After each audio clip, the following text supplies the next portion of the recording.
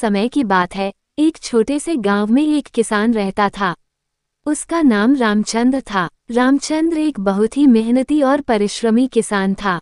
वह गांव के खेतों में दिन रात मेहनत करता और अपने परिवार को आवश्यकताओं के लिए पूरी तरह से संतुष्ट करता था।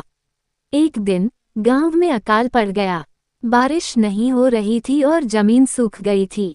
सभी किसानों को अपनी फसल के लिए चिंता होने लगी, लेकिन रामचंद्र डरने वाले नहीं थे। वह जानता था कि मेहनत से किया हुआ काम कभी बेकार नहीं जाता है।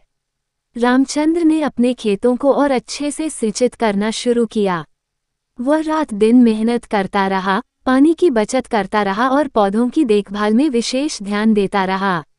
दूसरे किसान उसे हंसते और मजाक उड़ाते रहे, पर रामचंद्र अपने लक्ष्य के प्रति सदा संकल्पबद्ध रहा। कुछ समय बाद बादल उमड़ आए और बारिश शुरू हो गई।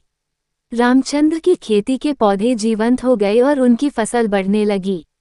वो खुशी से झूम उठा, क्योंकि उसका मेहनत और धैर्य उसे उनके सपनों की प्राप्ति तक पहुंचा रहे थे। फसल काटने के बाद रामचंद्र ने अपनी परिवार के साथ आराम से खुशहाल जीने का आनंद लिया। उसकी मेहनत और परिश्रम ने उसे गर्व महसूस करवाया। वह गांव के बाकी किसानों के लिए एक प्रेरणा स्रोत बन गया।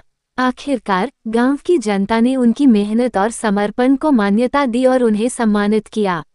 रामचंद्र की कहानी और संघर्ष गांव के अन्य किसानों को भी प्रेरित करते रहे। इस कहानी से हमें ये सीख मिलती है कि मेहनत, परिश्रम और समर्पण किसानों के लिए अत्यंत महत्वपूर्ण है।